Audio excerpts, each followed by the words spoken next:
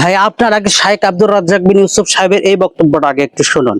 আপনি এক অজে বলেছেন পাশে আহলে হাদিস মসজিদ না থাকলে বাসায় সালাত আদায় করতে হবে। এখনো বলছি বাসায় সালাত আদায় করতে হবে, বিশেষভাবে আসর আর ফজর। আসর আর ফজর নবী বলেছেন যখন মানুষেরা নির্ধারিত সময়ে আর সালাত আদায় করবে না তখন তোমরা বাড়িতে পড়ে নিও। বুখারী মুসলিম। বুখারী মুসলিমের হাদিস শাইখ আব্দুর রাজ্জাক বিন ইউসুফ সাহেব বলতেছে। আসলে আব্দুর রাজ্জাক বিন ইউসুফ সাহেব তিনি এই হাদিসের সঠিক ব্যাখ্যাটা বুঝেছে না বোঝে নাই, চলুন আমরা এইটাই শাইখ জাকারিয়া সাহেবের মুখ থেকে শুনি একটু। চলুন। হানাফি মাযহাবে প্রচলিত সমাজে ফজরের জামাত সূর্যোদয়ের 10 মিনিট আগে শেষ হয়। সেক্ষেত্রে আমি কি জামাতে সালাত আদায় করব? ফজরের সালাতের কথা বলতেছে, একটু ভালো করে শুনুন। উল্লেখ্য যে রাসূলুল্লাহ সাল্লাল্লাহু আলাইহি সাল্লাম বলেছেন যে মানুষ যখন দেরি করে সালাত আদায় করে তখন তোমরা একাকী সালাত আদায় করে নি। এটা কোন সময় দেরি করে ভালো করে শুনুন। বলতে বলছে হাদিসটা বলেন তো। হাদিস বলেন। আপনি যে লিখছেন এটা কিন্তু ঠিক না। হাদিসে বলছে ইউআখিরুনা আন ওয়াক্ত, এটা ঠিক না। সময়ের থেকে দেরি করে পড়ে, মানে সময় বের করে। সময়ের থেকে দেরি যদি বলে আন আন আন আইন আইন নুন যখন আসে তখন অর্থ হয় সময়টাকে পার করে ফেলছে। এটা কারা করতো?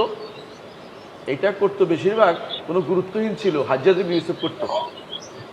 বনু উমাইয়ার প্রশংসা করতে করতে, খলিফার প্রশংসা করতে করতে ঘন্টা পর ঘন্টা ব্যয় করতো। আর আসর না মাগরিব আসর আসর ইয়ার নাম জুমার নাম আসর সাথে একসাথে, মানে শেষের দিকে আসতো, ওয়াক্ত বের করে ফেলে। তো যখনই বলে অক্ত মেরে ফেলে বা অক্তকে একদম শেষ করে ফেলে অথবা অক্ত শেষ হয়ে যাবে মনে করে, তখন একাকী পড়তে হবে। জামাত ত্যাগ করা যায় না। জামাত ত্যাগ করা জায়েজ নাই। আপনার যদি এখানে পছন্দ না আরেকখানে যে পড়বেন, পছন্দ না হলে নিজেরা মসজিদে, কিন্তু মসজিদের ভিতরে দুইটা জামাত করতে পারবেন না। এটা এক নম্বর কথা। ঘরে কি পড়ে আসবেন? ঘরে মসজিদে পড়ে আসা যায় না কেন? ফজরের পরে কোনো নফল নাই। আপনি আগে পড়ছেন ঘরে, এরপর মসজিদে আসছেন নফল পড়তে। ফজরের তো নফল নাই তো, ফজরের পর নফল আছে। তো মসজিদে আপনি আসছেন নফল আদায় করছেন, আগে ঘরে পড়ছেন এটা কি ফরজ?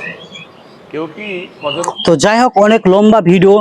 তবে শাইখ জাকারিয়া সাহেব তিনি যে কথাটা বলেছেন, হাদিসের ব্যাখ্যাটা দিয়েছেন, শাইখ জাকারিয়া সাহেবের ব্যাখ্যাটাই সঠিক। শুধু শাইখ জাকারিয়া সাহেব বলেছে এমনটা না, এই কথা আরো অন্যান্য আলিমই বলেছে। আর শাইখ রাজ্জাক বিন ইউসুফ সাহেব বলেছে তিনি উগ্র মানুষ, আপনারা জানেন। তিনি একটু হানাফিদের উপরে তিনি একটু বেশি চড়া হয়ে থাকে, যার কারণে তিনি ওই রকম ভাবে বলেছে।